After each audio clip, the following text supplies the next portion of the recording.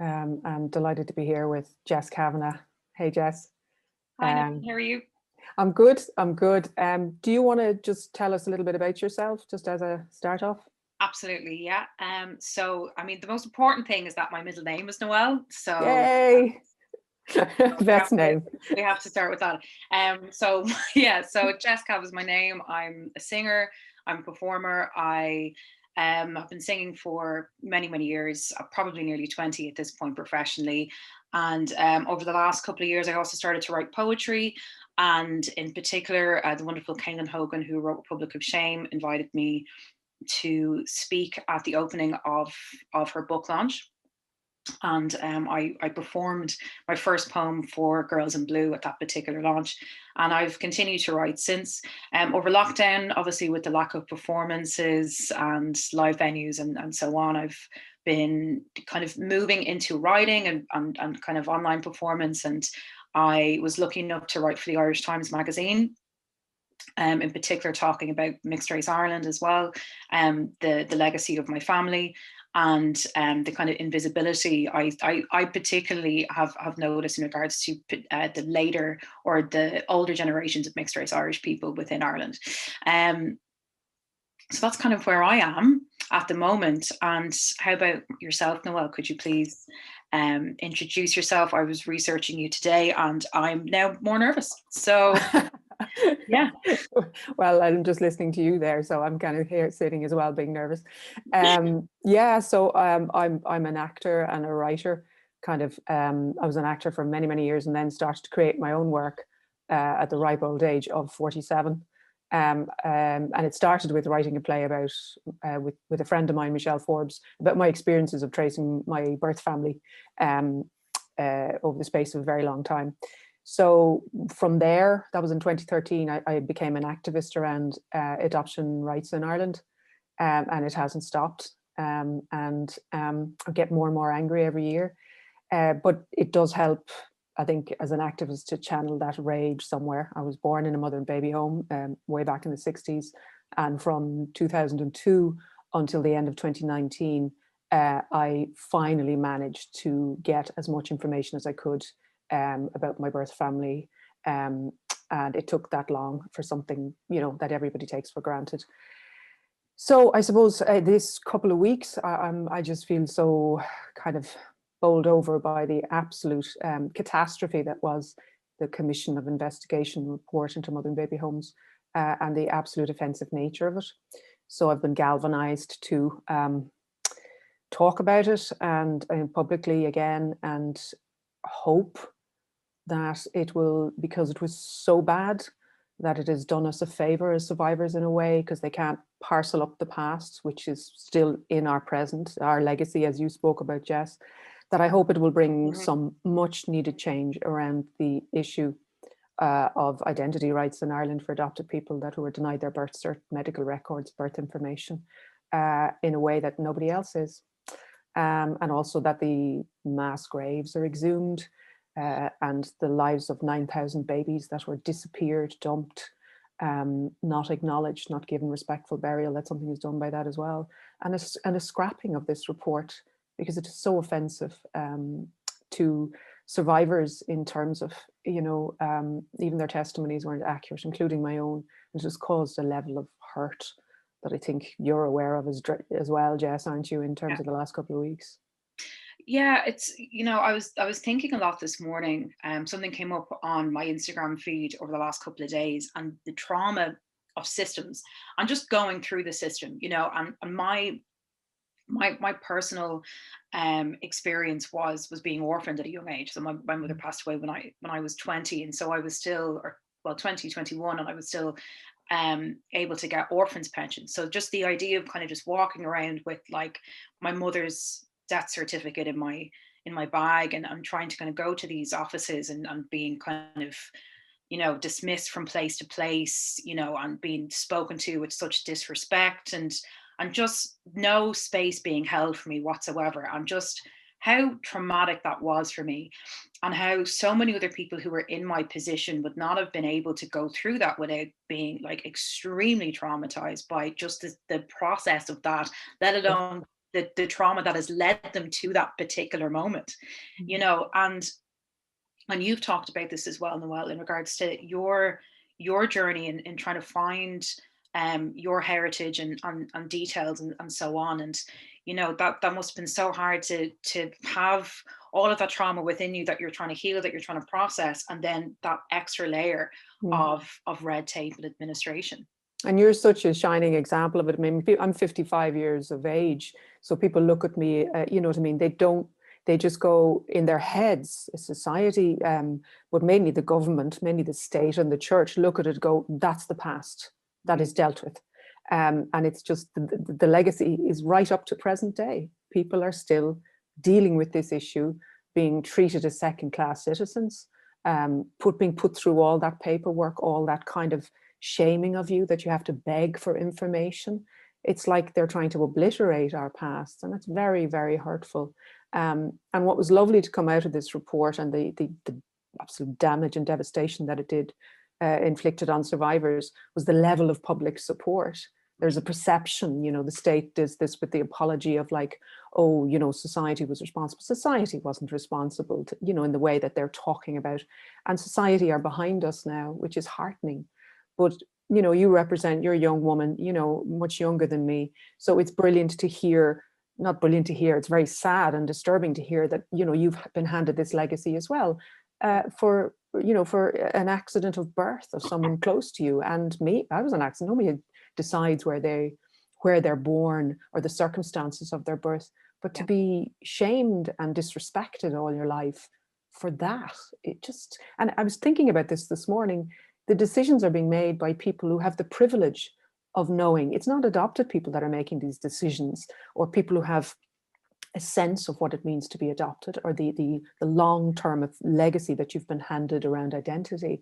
It's being made by very privileged people are making decisions around our lives and how we are to be treated, because they're surrounded by their families, they're surrounded by people who look like them, they have their birth certificates, they have their family trees. You know, I still get a knot in my stomach when I see, you know, something on TV about family trees and everyone sitting around looking at their great-grandfather and great-great. You know, it's complete discrimination and inequality, you know, and it's just 100%, you know. yeah. I mean, exactly what you're saying, you know, that knot in your stomach when you're seeing other people with their family trees. And then here I am being raised, frightened that I might end up dating a nephew, Yeah. or dating a cousin, because I don't know my heritage. I don't know who I'm related to, you know. And there was always that kind of joke that I would bring up kind of at the beginning of dating somebody, but it's rooted in truth, you know. Absolutely. And you know, in Republic of Shame, Kaylin Hogan's book, like there's a couple of people who have very similar fears, and when I read it I was like, oh wow, I thought that was my own kind of strange individual neuroses, but here are, you know, other people who have very similar stories. And yeah, it's the lack of knowledge is crazy. And you know, one of the things in regards to the report as well, from speaking to you and speaking to Rosemary Adasser and speaking to so many other different people who've experienced mother and baby homes, is just the shape shifting that was available for them. I don't think is really understood to the extent of it. Yeah. You know, the fact that a nun, you know, could go somewhere, wreak absolute havoc on people's lives, and could be called Sister Mary Immaculate, and then be sent to some other place and be called, you know, sister or something else, you know, and they would just be given another name. The fact that these children could be given another name once they got from, you know, birth cert to, you know, adoption admissions. And this is the other thing that I remember talking to Rosemary Adasser about as well when I wrote the article for the Irish Times, is the orphanage admission reports are much harder to access than the birth certs. And a lot of the time they were specific, I think, to those particular orphanages. And so they weren't as, they didn't, yeah, so they were personal to those particular places and particular buildings. And so with the birth cert, yes, okay, the government had to have to see them or whatever else, but all of this paperwork that the orphanages were responsible for, they had some horrendous stuff written on them. And it was those particular bits of administration that had things like coloured, negroid, you know, half caste down as a defect for the child in regards to adoption. That wasn't on the birth cert, but it was in the admission reports. And despite all this, the report said that there was no evidence of discrimination.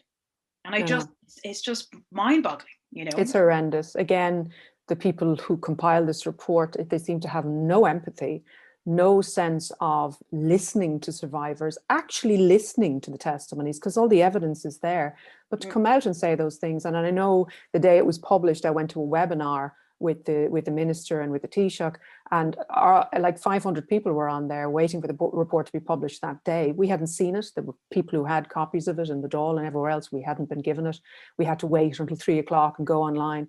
And the tone of the whole webinar was horrendous, and all our hearts sank collectively, because they used the no evidence of incarceration, no evidence of this, no evidence of that. They talked in this way about it, and didn't really read the room in terms of the people who were on there, you know, whose hearts were breaking, who had suffered so much over the years, and it was just awful.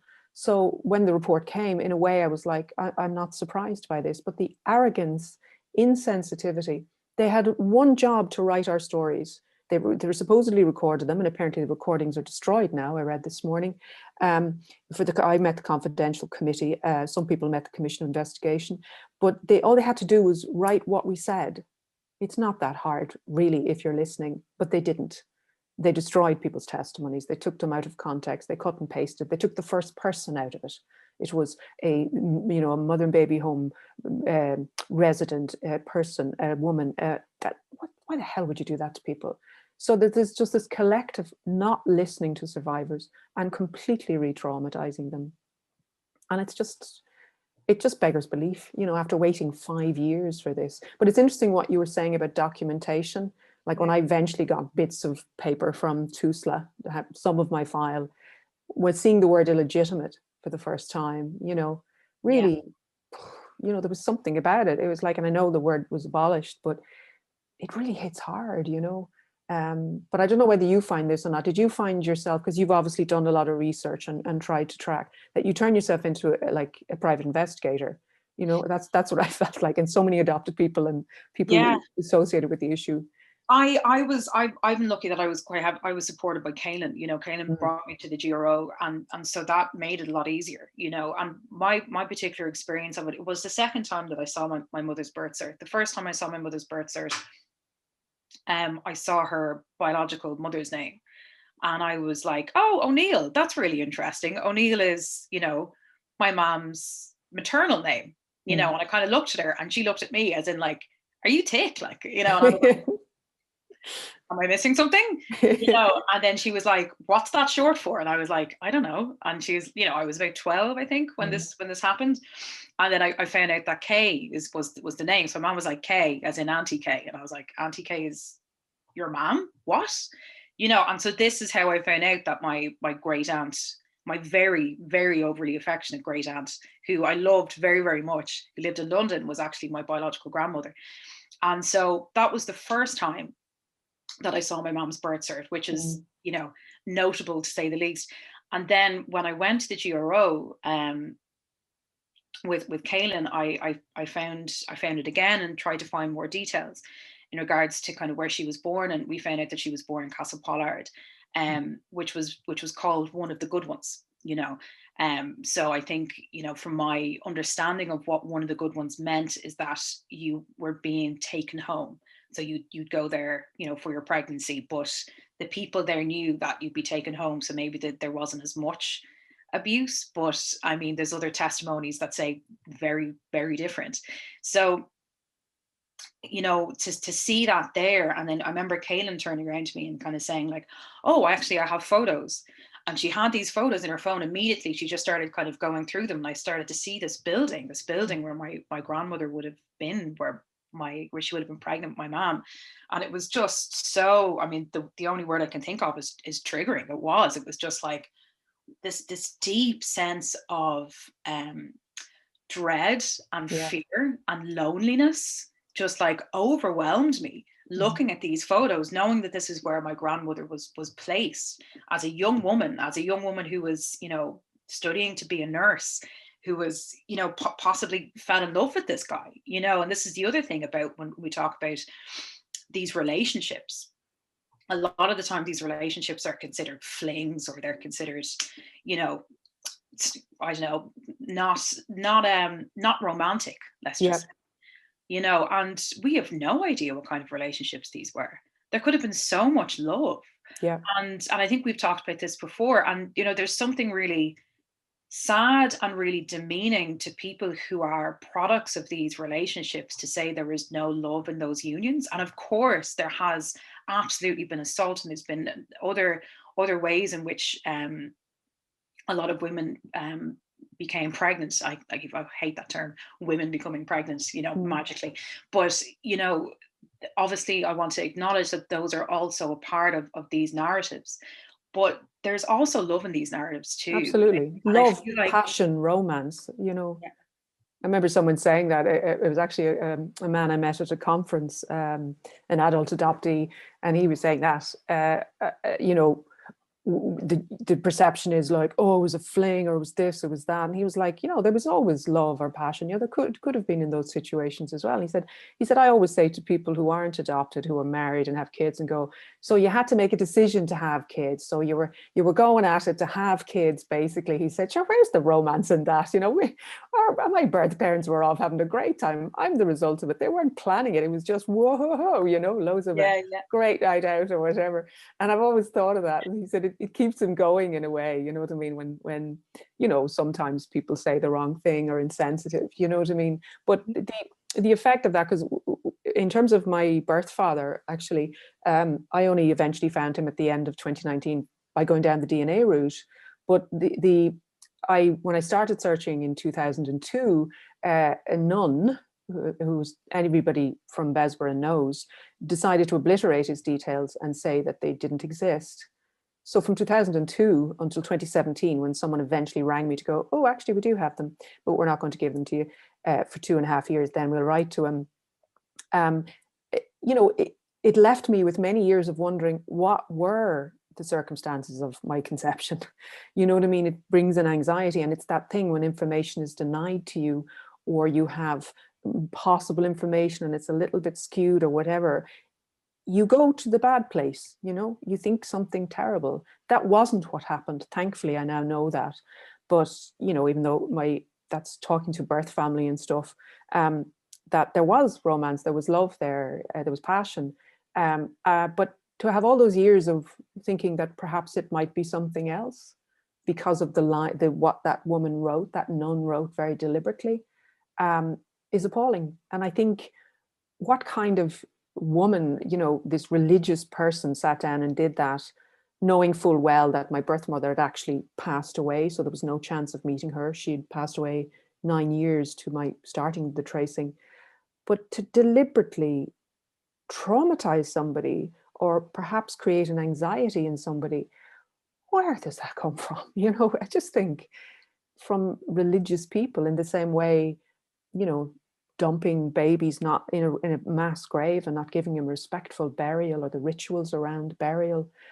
It's just the shocking lack of human rights and humanity still stops me in my tracks, even though I've been dealing with this for years. And I'm sure you feel the same. You know, it's just like horror upon horror. You just go, and the scale of horror contained in that report, despite how bad the report is. And that's not even reflecting all the mother and baby homes in Ireland. You know, that was 14 mother and baby homes and 4 county homes. You just think there's even more out there. The scale of the horror is so huge that sometimes it's very hard to take in, and it's overwhelming. And it has been for the public as well. I think people who haven't even been affected by this issue, they're so angry and so appalled by the level of devastation in this country. I completely agree. And, you know, the way, you know, shame is so powerful. Mm. You know, it's such a powerful tool to dehumanize people as well. Yeah. You know, and this is the only way I can really fathom how they could treat, and a lot of times, children. You know, Yeah. these were, you know, 14, 15, 16, 17-year olds women, you know what I mean, or young women, or children, Mm. basically, You know, obviously there was people in their 20s as well, but a lot of these survivors or victims who didn't survive, they were children, Yeah. and their babies were babies. Mm. You know, and the only way I can really fathom it is to use shame as a dehumanizing tactic, you know, and to perceive that, to take away what's perceived as sacred, Mm. which is marriage, and Yeah. to not include marriage in your passion, in your romance, Mm. is a way to dehumanize you. Absolutely.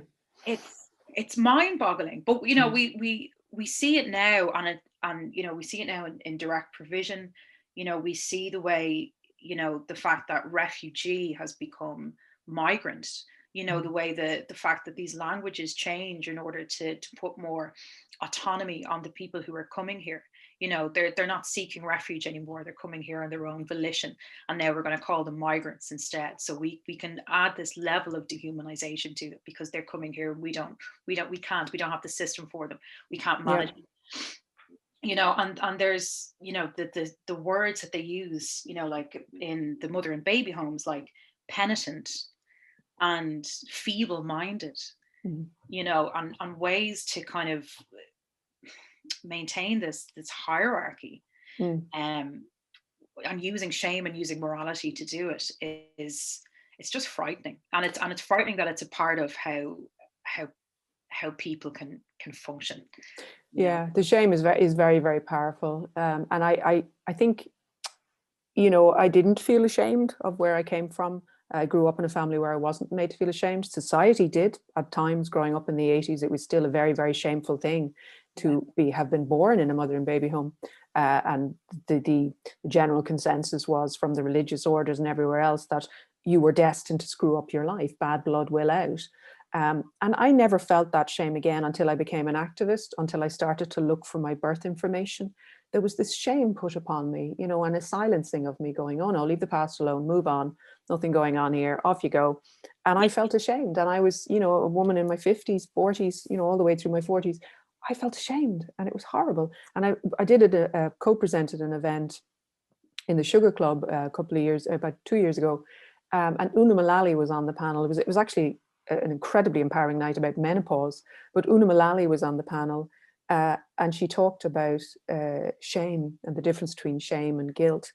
And it was the first time that I really felt a complete sense of understanding of the fact that I had nothing to be ashamed of. The shame belonged to the state and to the religious orders. And I think I don't want to misquote what she said. It was a quote from a book she was reading, but it was something along the lines of uh, guilt is about some, no, I'm not going to quote it because I'll get it wrong. But anyway, the effect of it was just a lifting of shame for me going, I give this, this shame never belonged to me. It belongs to you, the state and the Catholic Church. You should be deeply ashamed of what you did and what you're continuing to do to mothers and babies who were mothers who were in those homes, babies that were born in those homes. And I think the shame, and again with the report, in all the anger and the emotion that it's inflicted on survivors, it's also, they should be very ashamed of what they did. They should feel shame again, not us, them. And I think it's a very powerful word. And I think it always needs to be put back on the people who should carry the shame, not us. It's not our shame. And I think for years they've pushed that away. They've kept us, you know, we're the ones that should be ashamed. And I think it's time to really push that back. Absolutely. You know, I think that's such a powerful thing to say. You know, it's making sure that the narrative has been changed. Yeah. 100% is that we are products of connection and passion and love and all of the things that has kept humanity going for, you know, thousands upon thousands upon thousands of years. There's nothing unnatural about our legacy or our heritage. What's unnatural is what they did. Yeah. What's It is. unnatural is how they treated vulnerable people, Mm. and that is what is truly abnormal here. Mm. And absolutely, that shame needs to be, transferred onto them, onto their institutions, onto their organizations, and the power that they still wield in this country, in Ireland. The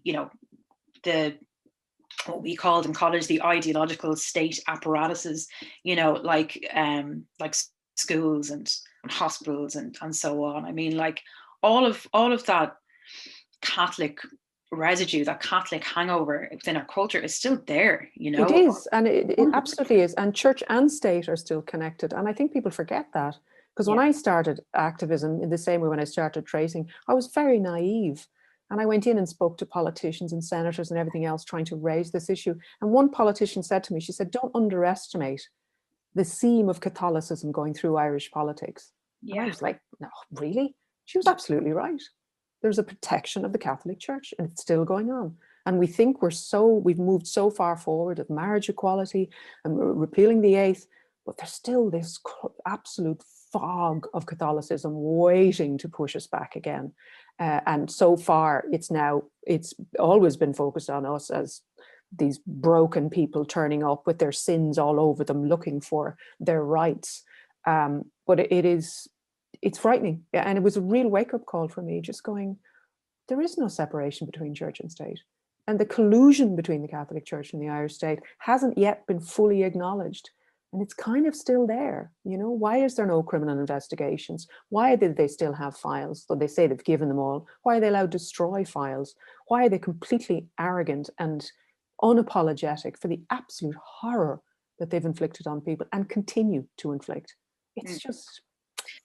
I mean, I want to do more research on it as well, but even just the amount of governmental contracts. There's somebody who obviously decides that Bon Secours gets a contract of God knows how many million, or Sisters of Mercy, or or on all the national schools. I mean, the idea even in Ireland that the word national school and Catholic are interchangeable. Yeah. That's still a thing. A multi-denominational school or a non-Catholic school is still considered othered or alternative and not considered the norm. And even that linguistically is so problematic. And it really needs to be addressed. And we're talking about change today, for Imbolc and St. Bridget. And that really is the change. It's taking Catholicism out of absolutely secular entities like hospitals and schools. We can't continue. And I went to a multi-denominational school. I went to one of the first ones in Kilbarrack, and so I was kind of taken out of a lot of that messing from a very young age. From about 9 or so. And I ended up going to a Catholic secondary school. Which was, by the way, horrible to go from like that back into a secondary school. It was just like, oh. But I remember going in because when I was singing, I was in a gospel choir, and we weren't very religious as a gospel choir. We were just obsessed with Sister Act. We just needed an excuse. What I mean? And we were in Raheny, and we were rehearsing for a wedding, and this priest brings in a load of 8-year-old boys, which is the age for your first confession. And I remember just kind of watching it and just seeing this priest teaching these 8-year-old boys off by heart. I confess to you, O Lord, and all my brothers and sisters, that I have sinned through my own fault in my thoughts and in my words, and what I have done and what I have failed to do. To 8-year-olds. And you're just like, really? What, this is still happening, and we're still allowing this, and this kind of level of conditioning, complete indoctrination. It's terrifying. I mean, if we want to teach children accountability, if we want to teach children responsibility for your actions, that's great. Teach them that when they're young, because that's a wonderful life lesson. But to reframe it as God is always watching you, and if you want to be absolved, you come to me. It's just yikes, and it's still going on, and it certainly needs to be changed. It does. I mean, they're quite bastions of power. The schools, the hospitals, like, to have that level of control in 2021 is kind of amazing, considering the absolute mess that they've inflicted on this country and created in people's lives. It's just extraordinary that they still have that power. So who's letting them have that power? The state. It's like, it's time that they stepped in and went, no more, So I've been kind of looking around this week for, I have my own work that I can kind of read on here, but I don't want to. I kind of went looking for somebody else's words because I'm actually, I think after the last couple of weeks of acting, I'm really kind of tired of my own voice in terms of my story. You get very worn out, as I'm sure a lot of people are worn out from listening to it. But I have a friend who I spoke to the other night. She's a Limerick poet called Mary Call, who's also an adoptee. Very, very fantastic, powerful woman. And so I picked one of her poems called Laundry. So it's Laundry by Mary Call. My grandfather sent everything to the nuns for a thorough cleaning, including my mother. Fervently, they washed away every stain. Hold us up to the light, and there's hardly a trace of me left in her, or her left in me. Things are forever getting separated in the wash. A fawn silk stocking, a tiny pink sock with no matcher, the price to be paid for getting your laundry done. I love that poem. It's short and sweet, but it's just packs such a punch. I love it. It's beautiful. I've read it before, and I shared it a couple of weeks ago. It was put in the Irish Times. Yeah. Yeah. Yeah. Holding up to the light is just so interesting, Yeah, it's beautiful. It's so lovely. And the tiny pink sock with no matcher. It's like, oh, but she has an extraordinary, her own personal story is kind of extraordinary around adoption as well. But she's such a powerful writer. It reminds me of, the other ways in which these religious run institutions have affected our society, and the legacy that follows is telling these mothers that they weren't mothers. The separation of mother and child, and saying that you're not fit. Yeah. And one of the things that became very clear to me is that part of that false narrative, or that emotional abuse is a more apt term, was that they couldn't afford to look after their child without a father. But then they were also forced to pay the nuns to look after their children. Yeah. And I didn't realize that until very recently, that they were told, no, you couldn't possibly look after your own child. You're not fit, feeble-minded, but you will pay us to look. Oh yeah, it's all about money. It was a business, and a hugely successful business, and they were, somebody was saying that to me recently, their accounts should be opened up, going back all the years, see where the money was. And even in terms of the babies that were sold to America, there's all these little letters that are found saying, a donation. Now, a donation could be 10 grand. Even in those days, rich American families bought babies and donated 10 grand. So they were the kind of families that they went looking for, basically. But it was a mighty business, which the state were completely aware of. And the wealth that the Catholic Church has in Ireland, a great percentage of that came from those women's lives and their babies, and the work that they were made to do. And that's just appalling, I really want to just say at this point just how much I admire you, and how much I admire your strength. We're talking about how the fault and the blame and the shame is put on the children who were born in these institutions, like yourself, and also the mothers who had these children.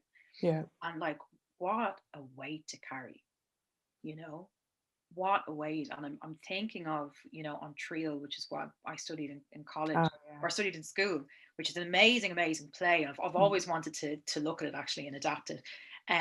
But one of the constant motifs that's in it, if you remember it from school, if anybody's listening who remembers it from school, was, I can't say it in Irish anymore, but not Currain Milan Misha or something like that. It was like, don't put the blame on me, and that's what it is. You have this constant removal of blame, and fault and accountability and responsibility.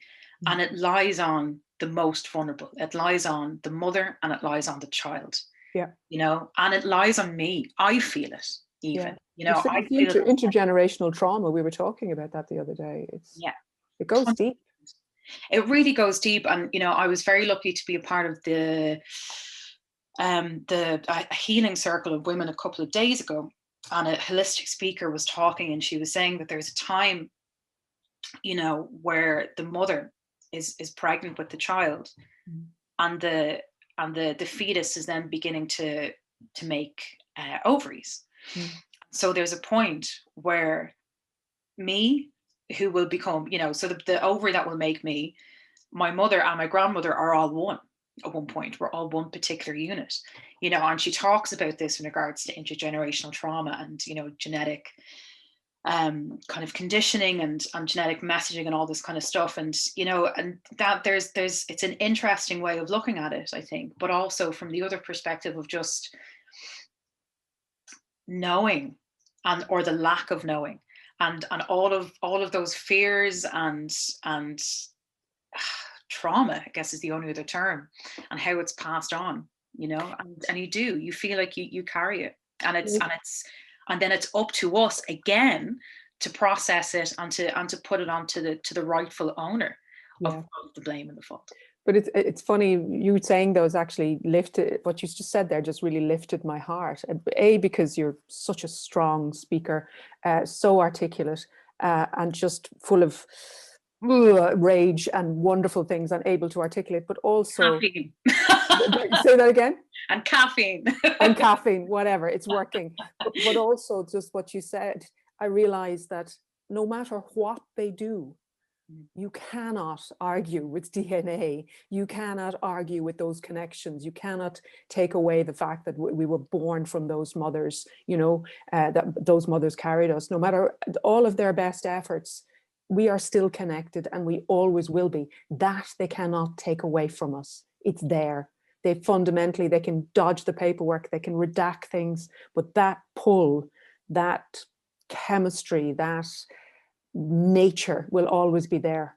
And I just feel what you just said there just brought that home to me, and I'm so grateful because it's given me a lift this morning in light of all the awfulness of the last couple of weeks. There's something really powerful about that, despite their best efforts, Yeah, they can't take it away. No. They can't take away the exhaustion that communities feel holding on to these secrets. Yeah. Communities are sick of it. They don't want to, and every community in Ireland has those stories of children who were sent away. Absolutely. Or, young women, at the beginning of their lives suddenly being sent away and coming back broken. Every single community has it. But it was never talked about, and, being told to just leave it alone, and to get on with things, and this is, I think, one of the reasons why we're seeing in the most recent referendums these changes, because people want change. They don't want things to be put under the carpet. They don't want to carry the shame and the pain of a community, because nobody speaks about it, but also the institutions that are responsible for this horror and the shame also aren't taking responsibility for their actions either. Yeah, we're still seeing that. So that is another thing that lifts me too, is that I know that communities of multiple generations are also supporting you, and also supporting the survivors of institutions, and they want change, and I think that will continue, and I will continue, with all of the rage and anger and energy and caffeine I can muster. It's all about the caffeine. So if it's okay with you, I'd love to share my poem. Please, that would be great. And this is a poem that I wrote in lockdown, and it's kind of tying into what we were talking about a bit, and it's the complex relationship that women have with the domestic sphere. That at times within our generations, it's been a place of safety and of healing and of creativity, but it's also been a prison, that there was no other alternatives. And your domestic sphere was your home, whether you like it or not. And I found these moments, and I spoke to a couple of other my friends about this as well, and the ways in which they kind of reacted to lockdown, and they found their behavior really strange, like, and not the standard way that they would usually act. And obviously there's so many different things are changing, but I wondered how much of that was intergenerational. I wonder how much of that frustration, my friend said she started to compulsively clean out of anxiety, which she'd never done before, and I was just like, I wonder how much of that, comes from a legacy of women, and so I wrote this poem about healing and about that environment and the complexity of it. So this is called Bonsai. Domesticity is witchcraft, speaking to plants and everything free alchemic cookies, giggling at your own geriatric digestion, candles instead of electric haze, singing out the window to no one and everyone. Domesticity is mischief. It's a pop of Prosecco, dancing with ghosts until 4 a.m. while your womb bleeds, releasing your primal energy, grinding whiskey into carpet, sacrally roaring for answers. Domesticity is trauma. It's tears in the morning, my mother railing against her role, trapped in sandwiches and endless slices of toast, resenting motherhood, screaming at us before school, accepting my young body as collateral damage, starting our day shaking. Domesticity is a sixth sense. Women are just better at seeing the mess. Like there is pride to have no basic hygiene in early adulthood. Reflecting toxicity in takeaway containers, seeing cleaning as servile. I saw him as trash. Domesticity is self-esteem. It's saying, I belong here. I belong. I can place a thing of mine, a coy shrine to my becoming. I will have lavender and oil burners and make lasagna. I will make it safe for play. I will invite inspiration. Even bonsai knows beauty with minimal roots and tiny spaces. So can we. So can we. Wow. Wow. That's so beautiful. Thank you. So powerful. It's amazing. And I love the drawing together of all the generations, because as I was listening to you, I was thinking about my mum growing up as well. You know what I mean? And she would have been, did all her work at home, essentially rearing the kids and cooking and cleaning and all of those things. But it's really powerful. But also those mad moments of joy, the Prosecco and the whiskey on the carpet and the stuff that happens and everything. I just think it's so beautiful. And the contrast with the lavender oil and the other, I love that. It's just really beautiful images, really, really strong images. I can see that woman. I can see that woman, or a woman. I can see exactly. A woman. Yeah, it's just trying to find yourself in lockdown is such a strange thing, but I felt when I began to try and find myself in lockdown, I just found myself connected to so many generations, of other women who tried to find themselves in between four walls. Yeah. And I was like, this has happened for generations upon generations for women. We get the opportunity to go out and to be out there into the world. And I noticed as well that my partner, who's a man, and he was taken to it a lot easier. And I was kind of getting really resentful. I was like, why is this so hard for you? This is really hard for me. How can you sit there when everything else needs to be done? And like, and I was wondering, why it was easy for him and not for me. But yeah, but also healing, and finding those moments of healing. And I guess the question I'd like to ask you as well, before we finish up is, we're talking about, the macro, we're talking about the intergenerational, we're talking about governments, we're talking about these institutions. We're talking about a lot of ghosts as well. As much as we hold on to so much, a lot of these people will never be accountable because they're gone. Yeah. And so And a lot of people won't see justice because they're gone, you know. Yes, absolutely. And and there's so many issues with that as well, because these women are at a certain age, and Yeah. they deserve peace. They deserve peace at this point, and I wish so much of that peace for them. And what can we do as individuals at this point, do you think, in regards to healing ourselves and healing, from a collective perspective? I think the most healing thing for me personally, and I don't speak on behalf of all survivors, was the massive public support. Yeah. And I suppose this isn't over, unfortunately. It's not over. And I don't really want to spend another 10 years of my life campaigning. It's exhausting. It's very challenging. But I suppose that the public stays with us.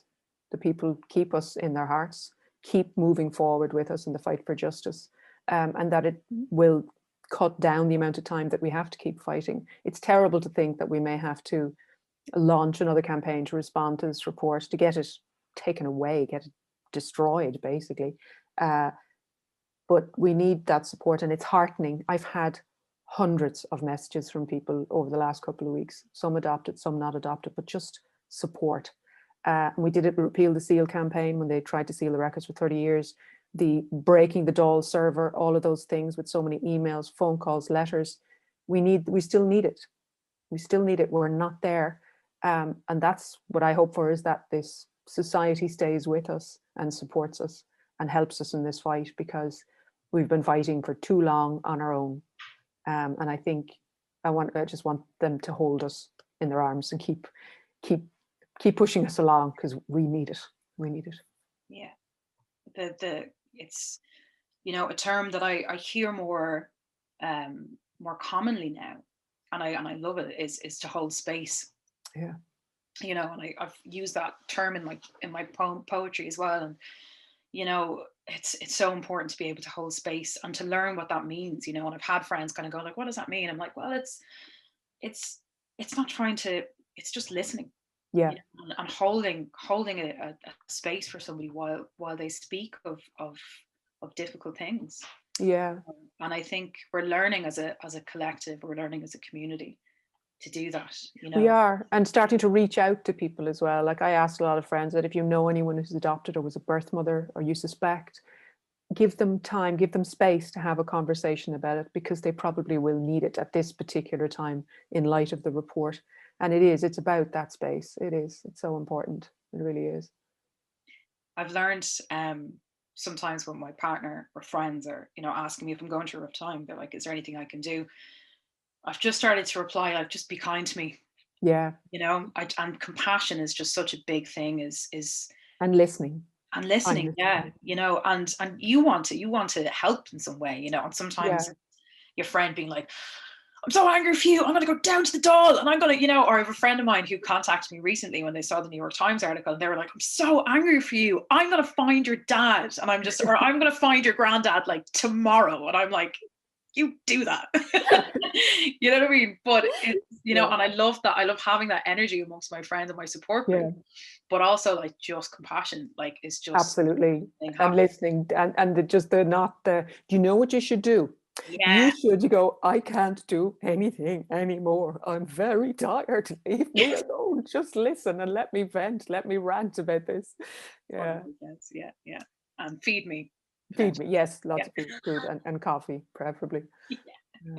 But look, it's been amazing talking to you, Jess. It really has. It's lifted my heart, because it's been a shitty couple of weeks, as we know, for all of us. But it's just great to make these connections and talk and just talk in the wider space. It's just so lovely. It really just gorgeous. And thank you so much. Thank you so much, Noelle. It's been an absolute pleasure. And just enjoy the rest of your day. You too. Take care. Yeah, take care. Hope to see you in real life soon. Well. Take care. See you. Bye.